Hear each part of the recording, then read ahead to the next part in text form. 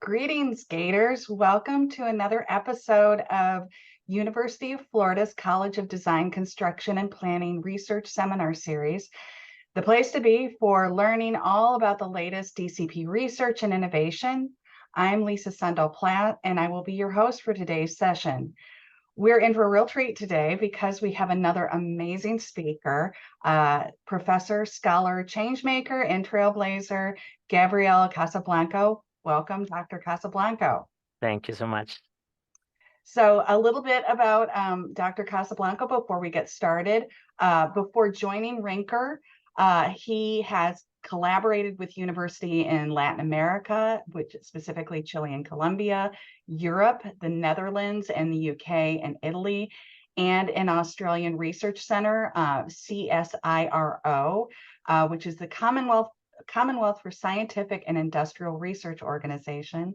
His research focuses on decision support systems, governance, and risk analysis for alternative project deliveries. He has published over 20 peer-reviewed papers in the fields of P3s and project finance. He is also an associate member of the ASCE and a reviewer for its Journal of Management and Engineering and the Journal of Construction Engineering and Management. His experience as a project management practitioner adds value to his academic role in guiding students in combining theoretical principles with real-world experience. He encourages students a collaborative problem-solving approach in an environment where making mistakes is safe, which empowers them to bring their experience and prior knowledge to the class. So some fun factoids about Professor Castelblanco is that before diving deep into P3 infrastructure research, Dr. Castelblanco briefly considered becoming a professional salsa dancer. I love it. While he may not have pursued dancing as a career, he certainly brought some impressive moves to the world of public and private partnerships. Yes, I love this. Additionally, in a parallel universe, Dr. Castelblanco is a famous P3-themed stand-up comedian, cracking jokes about risk allocation and concession periods. Who knows? Maybe we'll get a taste of his humor today. So Gabriel, please do keep us posted about any plans you may have for stand-up, because I think several of us would want to put that on our calendars as a must-see. Thank you so much, Lisa. Yeah. And yeah, I should say I was lighting up the dance floor as salsa enthusiast. So I'll do my best now with P3s here. Thank Wonderful. you for There's nothing I don't love about that. So Professor Castelblanco's talk is The Rise and Fall of Public-Private Partnerships. I'll be fielding any questions you have for Professor Castelblanco by monitoring the chat, which will be answered at the end of the presentation. And since we're recording and we'll be posting this to the DCP YouTube page, if you wouldn't mind keeping your cameras off and staying muted during Professor Castelblanco's presentation, that would be greatly appreciated. So without further delay, we will now welcome Professor Castelblanco to begin his presentation. Thank you so much, Lisa, for having me over. I want to emphasize on this topic because probably some of you may not be so familiar with it, but I'm pretty sure you will notice about public-private partnerships in the near future. So I think it's timely talking a little bit on this. This is public-private partnerships. It can be either P3, PPP, as you rather prefer, but the concept is the most important thing. So basically, first of all, to give you some context, P3s are really, really interesting because it's a project delivery that brings some specific strengths, and I'll show you a little bit why. On the one hand, there's like what usually we used to name as contractor. Here is called a special purpose vehicle or concessionaire, either way. And basically, on the one hand, it integrates EPC, engineering, procurement, and construction, which you may also link with traditional procurement, design, bid, build. It's aiming for, let's say, solving one of the most relevant weaknesses of traditional procurement, which is unbundling engineering and construction, which ultimately will lead to claims, disputes because of the difference between the perspective of the engineering company and then the constructor and the contractor during the construction phase. So on the one hand, it's integrating this, which is mostly what design build project delivery, it's mostly focused, but also it allows for financing, short-term financing. So basically, it also brings to the table a debt provision. So under P3s, basically the private sector is required to get some debt, a private debt to the project. And basically, this allows for, let's say, allowing for less fiscal pressure to the public authority in the short term, because the public authority is not required to bring all the money for the construction phase in front, but the private sector may provide some debt. But additionally to the debt, there's also an equity provision. So basically, the private sector is required to bring their own money as an investment. And the main reason for this is basically increasing the let's say the responsibility and the liability of the private sector. So whenever it's required to invest for a few years a significant amount of equity provision, it's also willing for the, let's say, long-term success of the project, because the profits, of course, of the private sector depends on it. So the higher the equity provision, the more the commitment of the private sector on this. But ultimately, it also brings, let's say, an additionally the operation phase. So P3 is basically integrating, on the one hand, engineering and construction, such as design build, but additionally is integrating private sector financing in the short term. And lastly, and probably even more importantly, it's including long-term operation within the same contract and one single private sector responsible for it. And basically, it allows for, let's say, changing completely the mindset of the private sector in those contracts. Traditional procurement, even design build procurement, is focused on delivering some facility, as usual in infrastructure projects. But on the contrary, P3 is willing for providing services based on some infrastructure. So the ultimately goal is not the infrastructure itself, but the quality and the service levels of the infrastructure in the long term. And it brings interesting things and several strengths because of this. But as everything is not the perfect word. So basically, I'll show you a little bit regarding P3s at a national and a global level. So this was a picture a few years ago regarding the ongoing projects at that moment. So you may notice there are, those projects, especially because of the size, P3 is only, let's say, it's mostly useful for mega projects, for, I would say, no less than $100 million projects. So for this reason, you may also notice that there are a few projects on the one hand, but also it should be usually are mostly concentrated in the biggest states. So as we may expect, California, Texas, Florida as well, Virginia, for example, in Washington, D.C., New York, and so on. But just for you to have a better idea regarding the magnitude of these projects, just you can notice, for example, the I-4 Ultimate in Florida, it's almost 3 billion. Not million, but billion, which it shows you the size of these projects. There are really, really huge size projects. And this is not the biggest one at that moment. In Virginia, you can notice this project is almost $4 billion. So there are really huge size projects. And a long-term perspective in this regard is really important because of this. It's not only used in the US, it's also used in Europe. You can notice here the evolution up to 5 years ago. Basically, previous to the global financial crisis, it was the let's say the years with the highest development on P3s in Europe. Then after the global financial crisis, it decreased a little bit. And I would say that after 2016, it increased a little bit, not enough for pre-global financial crisis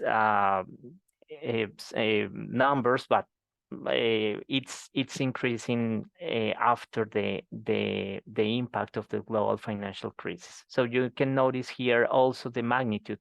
We are talking about within 100 over 100 projects per year, but over 25 billion euro per year. This is a really significant investment in developed countries. So I talk regarding US and Europe in developed countries. In Europe, interestingly, you can notice here some interesting thing. The leader by far is the UK in terms of value of projects. Actually, they call PPPs as PFI, Private Finance Initiative.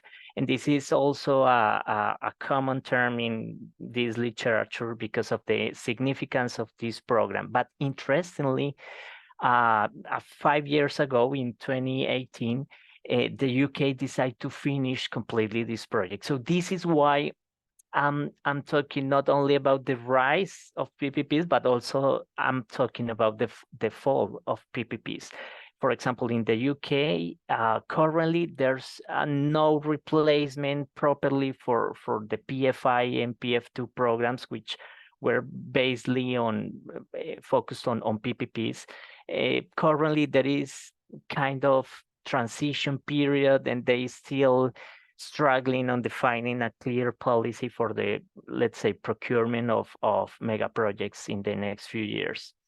And the most significant countries in Europe as well, France, Spain, Portugal, Germany, Italy, are leaders also in terms of projects, and mostly all of them keep procuring these projects as well. But it's probably even more important in developing countries. These are numbers from the World Bank in terms of only developing countries. And you can notice globally the significance of PPPs. Basically, you can notice in the peak about in 2012, in a yearly basis, it was an investment, accumulated investment in this year over $160 billion and over 600 projects. It's really significantly. And after the global financial crisis, it's, let's say, it's steady a little bit, not at the same level, but it keeps steady. But just for you to have the specific numbers, in South Asia, basically India, you can notice the significant peak near the times of the global financial crisis, over 50 billion in over 180 projects per year. Then in East Asia and Pacific, mostly China, you can notice the opposite trend. While in India and South Asia, it decreased significantly after the global financial crisis. In China, it was completely the opposite. After the global financial crisis, you can notice here, basically, there is a significant increase on P3s in terms of both of total investment and number of projects. Of course, COVID-19 pandemic affect this, but you can notice that even though this is up to 2022, it's almost recovered completely the investment and number of projects in respecting pre-COVID. And lastly, Latin America. You can see in the case of Latin America is similar as India, basically a significant increase just after the global financial crisis, and then a decrease. So overall, you can notice this pattern. Basically, it keeps, let's say, it keeps stable mostly because of China, but you can notice that in India, in Latin America, it's decreasing. And there are specific reasons why this behavior it's happening, as I'll show you. But let's emphasize on the rise. Why PPPs? Basically, if we think only in the US, for example, we keep struggling with the need for increasing the infrastructure. You know much better than me all the issues with the deterioration of infrastructure and the decrease in levels of service, basically of all the old infrastructure and facilities that are being, let's say, decrease the service levels. But at the same time, as any infrastructure that is, let's say, it's going through a deterioration process, there is at the same time an increase, a significant increase on demand because of population growth, economic growth. So basically, as time passes, the infrastructure gap is getting higher. And this is why PPP development is so important. It's mechanisms to tackle a little bit, at least for mega projects and transportation projects. There is a significant tool to let's say, address the infrastructure gap in certain way. But at the same time, there is also a current issue in the US, and is the financing gap. You may be aware that basically, for example, transport infrastructure in the US is mostly funded by gas tax, fuel taxes. And the trend, as you can see here, it's completely decreasing as time passes on the tax collection in this regard for several reasons. The increase in efficiency of vehicles, the increase of the proportion of electrical vehicles as well. There are several reasons involved here, and we obviously after 2015 there was COVID and so on. So you can notice that this trend is something that will continue. So basically, the money for investing in infrastructure, at least transportation infrastructure, is decreasing significantly. And at the same time, it's not only an issue on tax collection, but it's an issue also on social legitimacy, I would say, because of the taxes. You may see here let's say the significance of the taxes on gas. You are pretty much aware in California, actually, it's currently almost $7 per gallon. So it's really, really significant, but also Illinois, and there are different states. In Florida, even though it's far from California, is not the cheapest one. So we are also struggling here because of the significance of the gas taxes, and people is noticing, and this affects significantly the social legitimacy of tax collection. And again, it will be also impact on the future collection of taxes. And the third reason why P3 is really useful now on is because of the life cycle perspective, as I mentioned. So basically, it's the difference between proactive and reactive maintenance. It's like the metaphor of let's say, of decision making between repair the leaks or bail, basically, eternally. So this is exactly what P3 may help, especially for mega projects. So under this life cycle perspective, the incentives for the private sector it's in investing on proactive maintenance, which ultimately will improve the performance in the long term and even the profitability for the private sector. On the contrary, the traditional approach of the public sector, it's not investing so much on proactive maintenance, but only reactive, which on the long term is obviously is the worst decision. So basically P3 helps because of this. But I want also to emphasize on the challenges, on the fall and the main reasons of a potential fall on P3s. So rather than all the strengths of P3s, risk transfer, delivery of services, value for money, private efficiency, project finance, as I explained at the beginning, there are some significant weaknesses that basically creates let's say an unstable equilibrium, as you may see in the picture here. So basically there is long-term uncertainty because you are not talking about that 3 years contract only for construction, but you are talking about 25, 35, in some cases even 99 years contract duration. But because of the size of the project, there are also significant communities affectations, and you may also notice some issues with communities. And as you may expect, also higher financial costs. Bringing to the table private finance implies also higher financial costs because always private finance will be more expensive than public finance.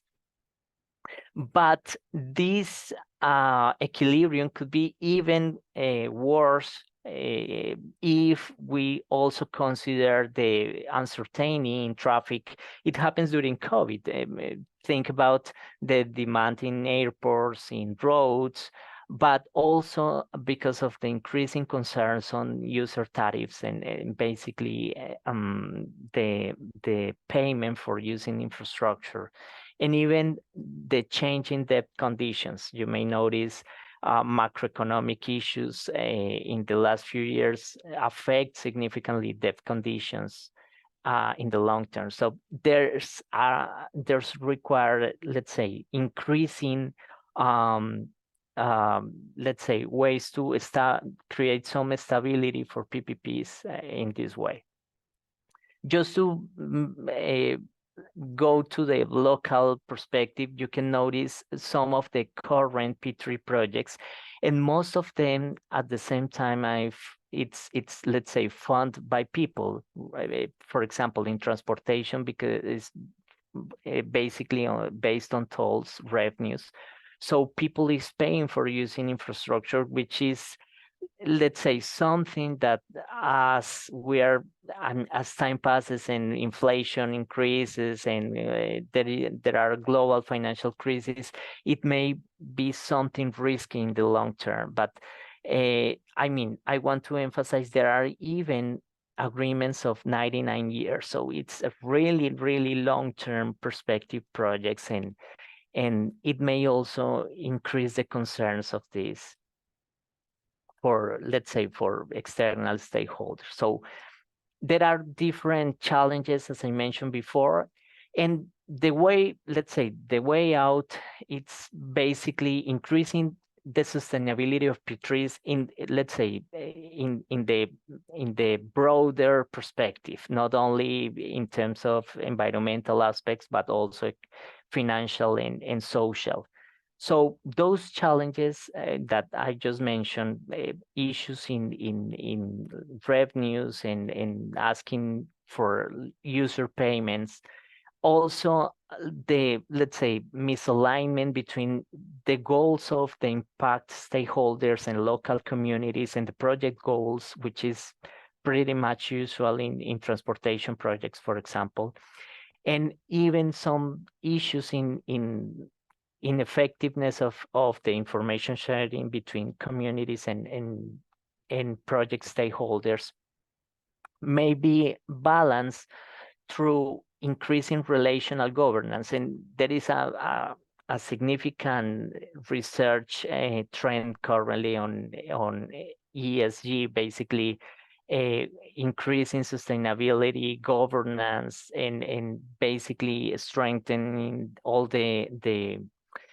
relational issues, trying to tackle these issues between project and project stakeholders and external stakeholders. There is also a need of defining toll tariff social caps, not only for tolls, but only for taxes. Actually, recently, several states decide to decrease the gas taxes because of the current macroeconomic issues and the impact for people.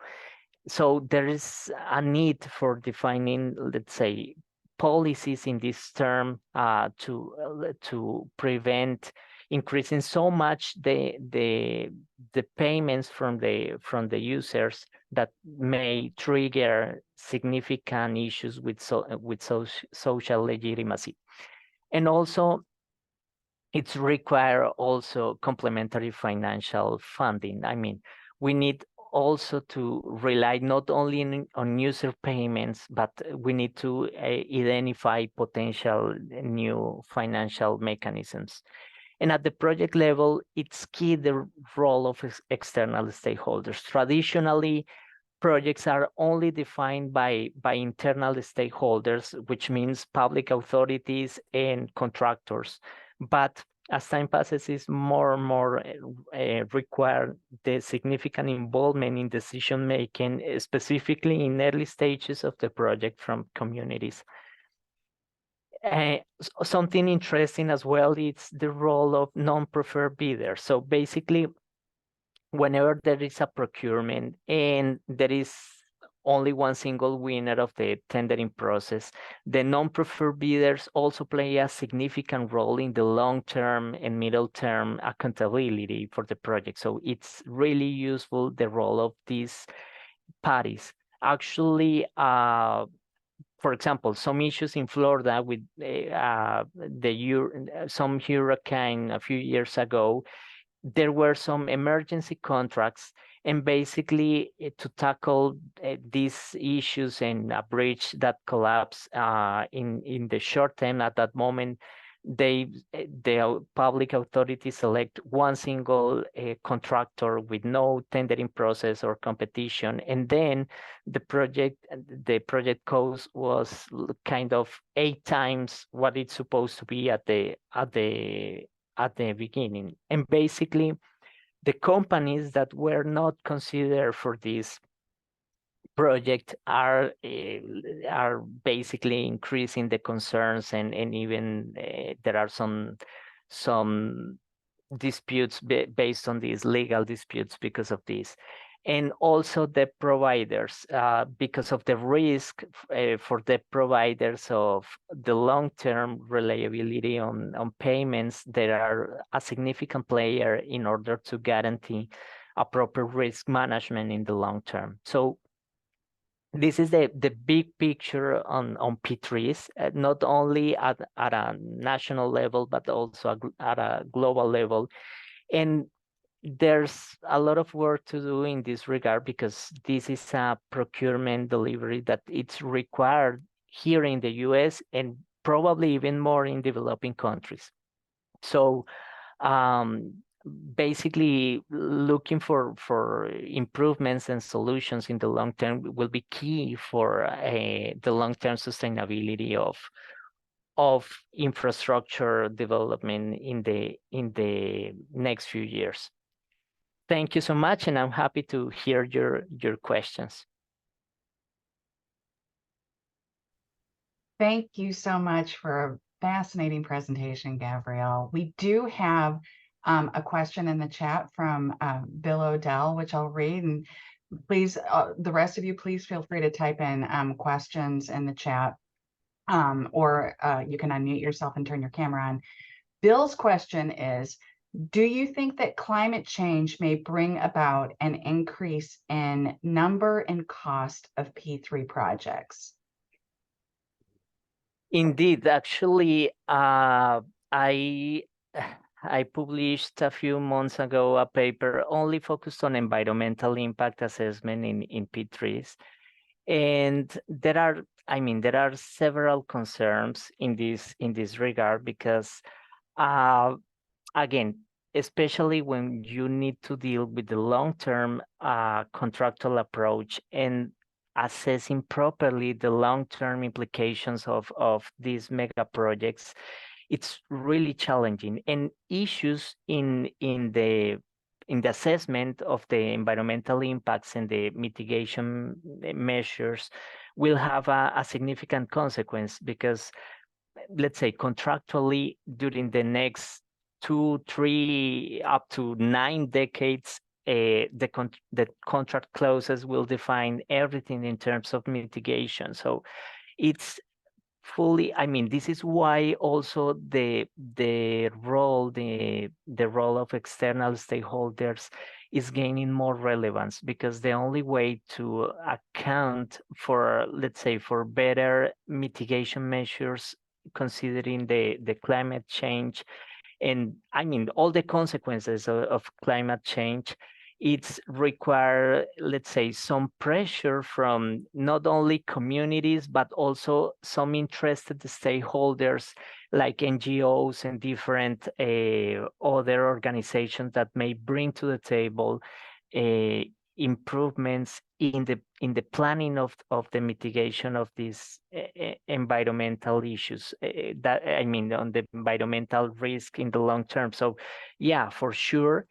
And basically, I think P3 is also an interesting mechanism for tackling a little bit the natural hazard impacts because of climate change. So ideally for me, if you allow that, for example, risk management in terms of natural hazards in the long term, namely hurricanes, as you rather prefer, fire, anything, could be included within the contractual, at least some contractual mechanisms to take into account these for a prompt response and I mean, not only short-term response, which is something that I think public authority is getting better as time passes, but especially for the long term and the life cycle perspective of mitigation measures. And especially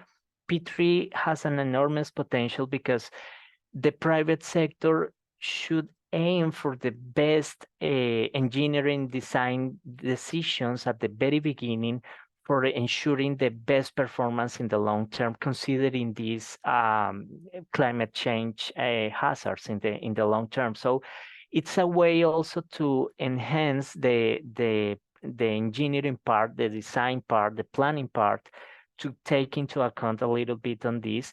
And also financially, it may be considered alternative mechanisms to tackle this. Just to give you an example, in some countries, P3s allows for escrow accounts specifically focused on environmental mitigation. So there's specific amounts that are being collected from public, from users, but it cannot be used for anything else rather than environmental impact mitigation during the whole life cycle of the project.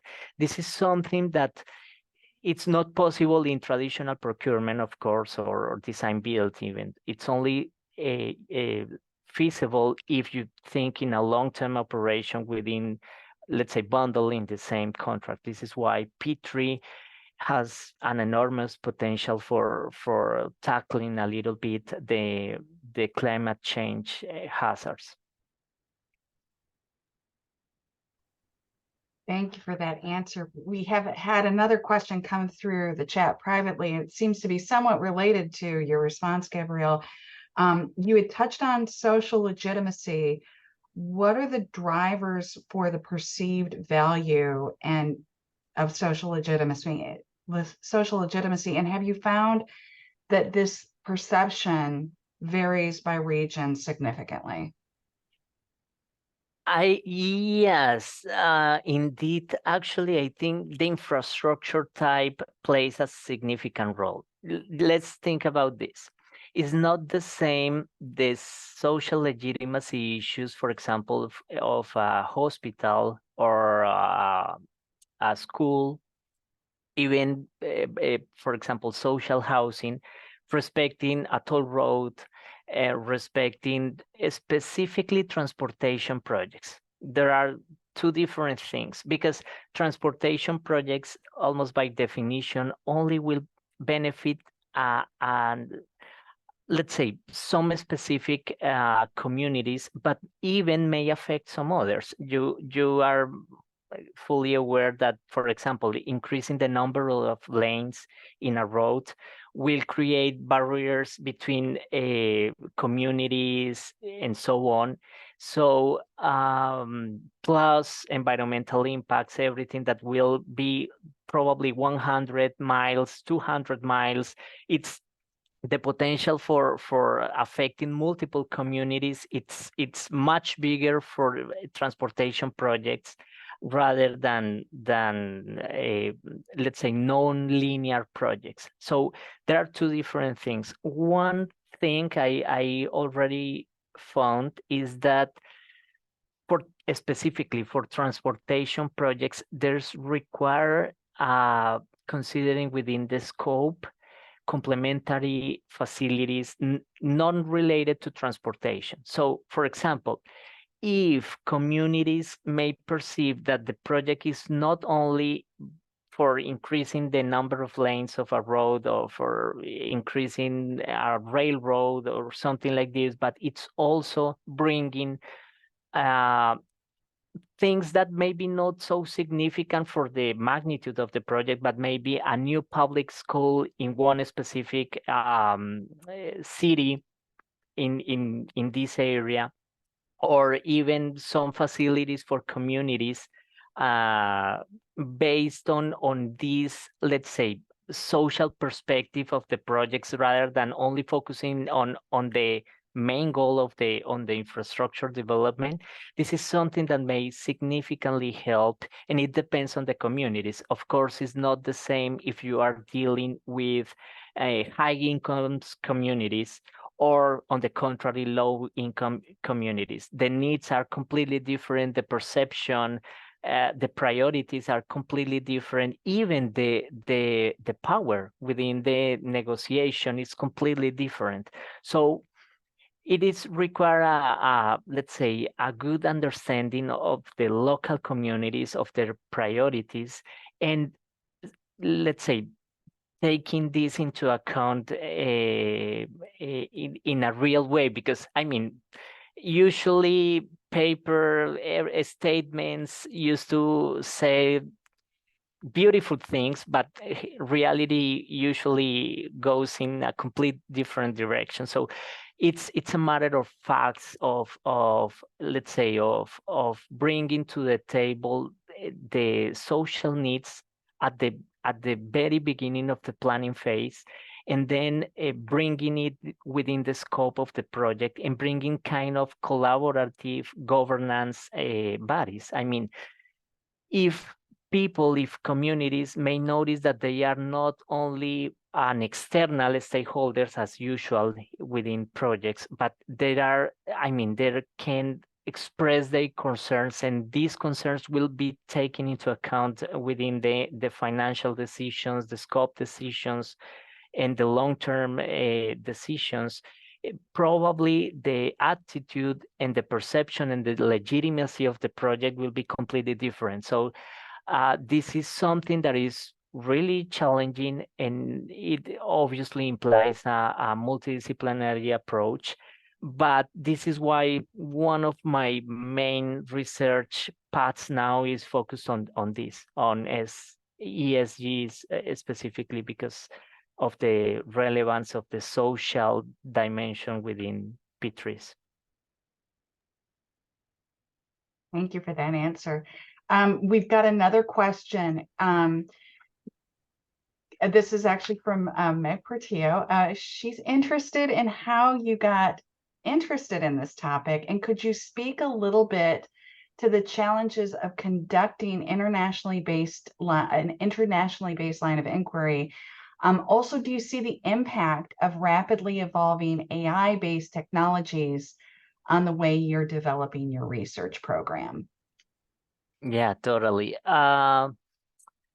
Well, the reason why I went into this topic probably is because I'm from a developing country. I'm from Colombia, and I noticed, let's say 10 years ago, I noticed how P3s changed significantly the infrastructure development in my country. Then I I mean, there was a specific personal reason. Then, when I moved to Europe, I had the chance of analyzing multiple perspectives in the Netherlands, then in Italy, lastly in the UK. And then I realized that even though P3 has some common principles and practices, every single country, depending on local context, social context, change completely. And again, talking about legitimacy, it changed completely from one country to another.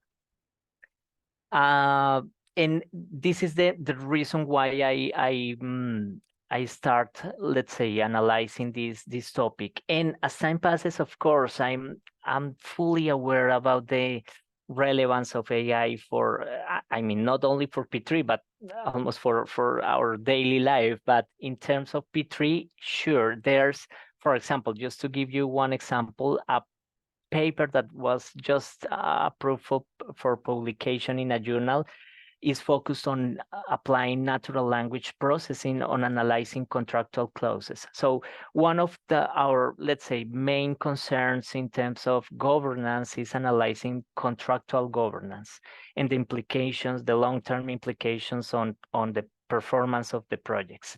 So every single contract may be 400 pages or more. I mean, analyzing this before AI, it was a completely different thing. It was really, really annoying. I can tell, but with AI, it changed completely, completely. I mean, completely. And not only, I mean, this is only one example, but I'm currently focused on looking for expert systems, of course, in improving decision making and creating decision making tools based on AI and learning from previous experiences. And this is something that AI, I mean, currently only AI is able to do so. So let's say the impact of AI for this topic is enormous, and I'm pretty sure it will increase as time passes, of course. Thank you for that insight.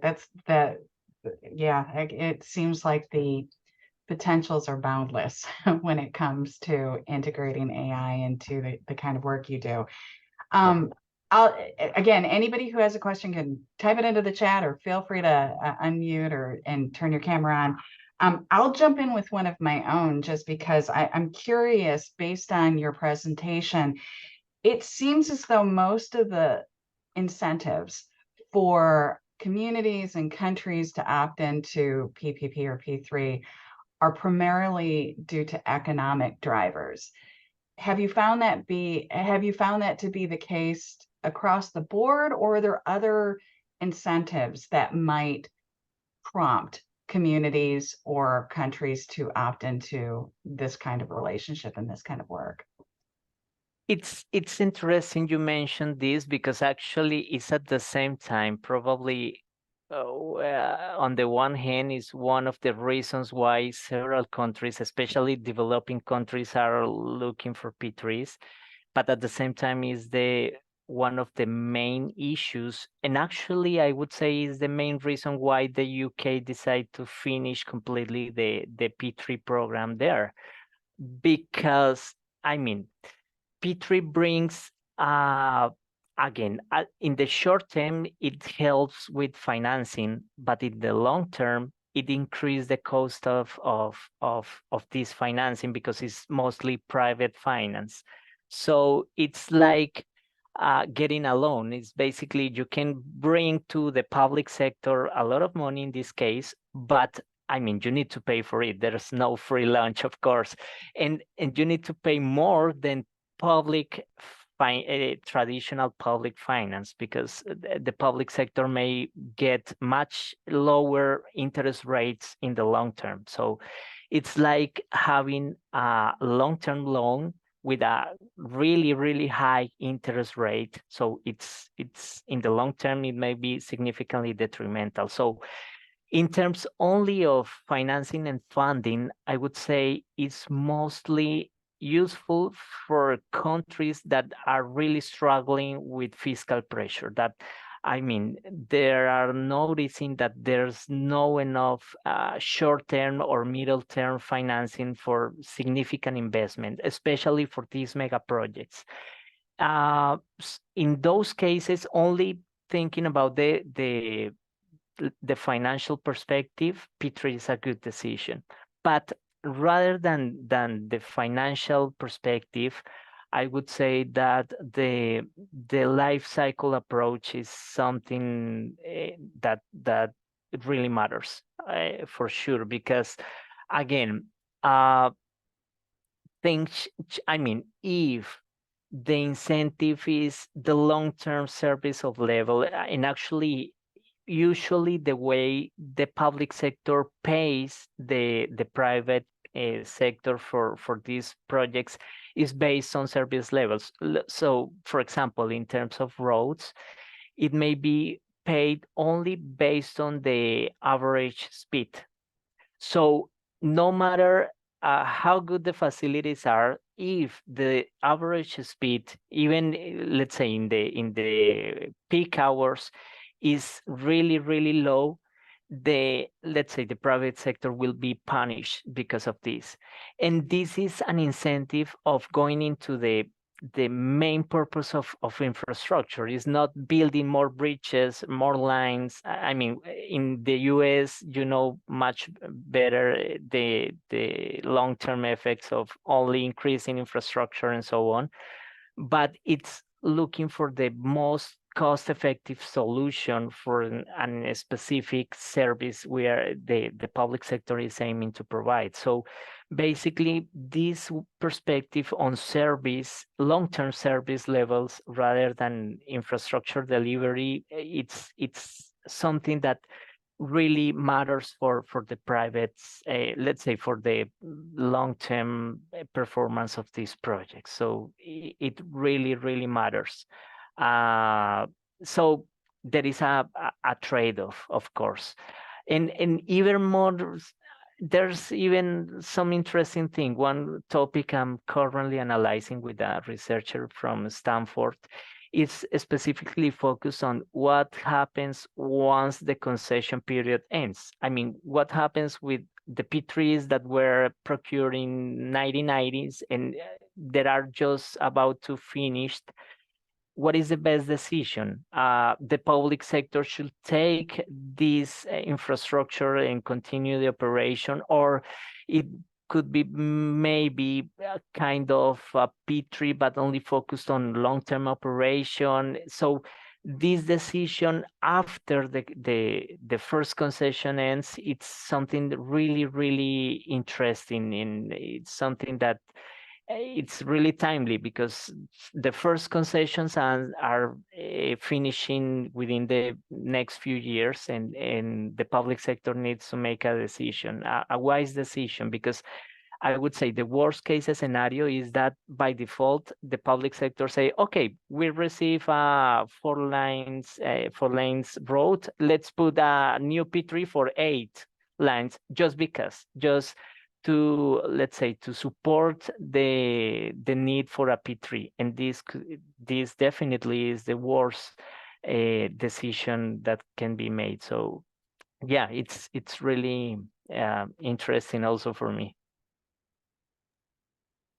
That's really fascinating. Just to kind of build off that, oh, we've got another question in the chat. I'll go ahead and read this. This is from Toyin Lawal. I hope I pronounced your name correctly, Toyin. Yes, you did. Thank you. Oh, good. Thank you. How viable is PPP in countries with double-digit interest rates and high inflation, where the currency can lose 80% of its value over 25 years? Wow, and yeah, this is a significant concern in developing countries because inflation impacts twofold. On the one hand, of course, increase construction costs, operation costs, so let's say CapEx and OpEx. But at the same time, indirectly, it will increase the incomes from the public sector. So at the same time, increases both cost and revenues. I conduct an analysis, a quantitative analysis last year on this, and I noticed that in developing countries is more, let's say, it's even better for the private sector, these high interest rates and inflation, because overall the revenues and the profits will be higher because of, let's say, the gap between revenues and cost, because by definition, the contractual clauses always have to consider adjustments every time there's a increase in inflation or interest rates. So there's something that, let's say, the private sector is shielded. So the main concern is for the public sector in this regard. And ultimately, the best way for developing countries sometimes is increasing the participation of the public sector in the financial aspect. So if the public sector increase the subsidies, let's say the investment, the initial investment on the project, and at the same time, of course, it implies that the private investment in equity and private debt is less, a much lower proportion. So the financial cost will be in the long term much lower for the public sector. So short answer should be increasing the public participation, even the support from World Bank, let's say development banks, in terms of reducing the need for private equity and private debt.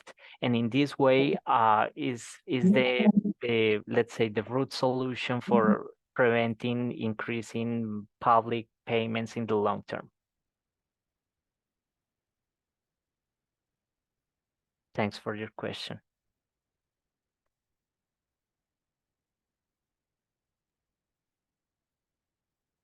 Yeah, that's a great question. So we're almost at the top of the hour. If there's no other questions, I'll just ask Dr. Castelblanco, you've mentioned AI, you've mentioned scalability. What do you see as the future for P3 PPP relationships that may kind of diverge from what the norm has been? Well, actually, I think, I mean, let's say specifically because of the increase on the frequency and impact both of global financial crisis, global crisis in every time, namely, I mean, COVID, inflation, supply chain disruptions, just name it. I think P3 is a really, really good way to tackle this uncertainty and those risks, because it's just as what I just mentioned regarding for example, increasing inflation will have a twofold effects. Increased cost and revenues is something like this. So let's say detrimental impacts of global crises such as COVID, or in Europe, for example, with Ukraine's war, and so on, it will be a detrimental effect in the middle term, probably 3, 4, 5 years in the worst case scenario. But then usually there is the opposite effect. So this, I mean, having a really long-term perspective may help to prevent let's say the financial consequence of risk management that used to be short-term contracts. So let's say it's like saving for future issues and something like this. There are, for example, some countries that emphasize that only, for example, there is one country that every 7 years in the P3 contracts allows for compensations, which means that if there's some detrimental effect at the first year, if the next 6 years are good, it can be completely balanced, and then the public sector at the seventh year may say, okay, there's no need for public compensation on this. So there's a buffer because of this long-term perspective, rather than immediately every time any detrimental uncertainty happens, the public sector needs to pay, which is what it's currently happening with almost any other project delivery. But again, it depends on the decision makers to include specific contract clauses for this. Otherwise, it should be only a long-term painful project, because if the contract is not well designed, if decision making is not so good during the procurement phase, the consequences and the detrimental consequences will be 25 years long. So yeah, I think it's not automatically beneficial, but it may be if decision makers allows for, let's say, for taking advantage of the long-term perspective. Otherwise, is not useful. That makes sense. Okay, well, we are just about at the top of the hour. If there's no final questions, we'd like to thank Dr. Castelblanco so much for his fascinating presentation today on the rise and fall of public-private partnerships. And thanks for the great questions that all of you asked. The College of Design, Construction, and Planning has a great lineup of presenters for the research seminar series this fall. So be on the lookout for information about the next speaker in the coming weeks. Until then, a big thank you to Dr. Gabriel Castelblanco for an incredibly compelling research seminar series presentation. And thank you to all of you as well who joined us for this session. Have a great rest of the day, and goodbye.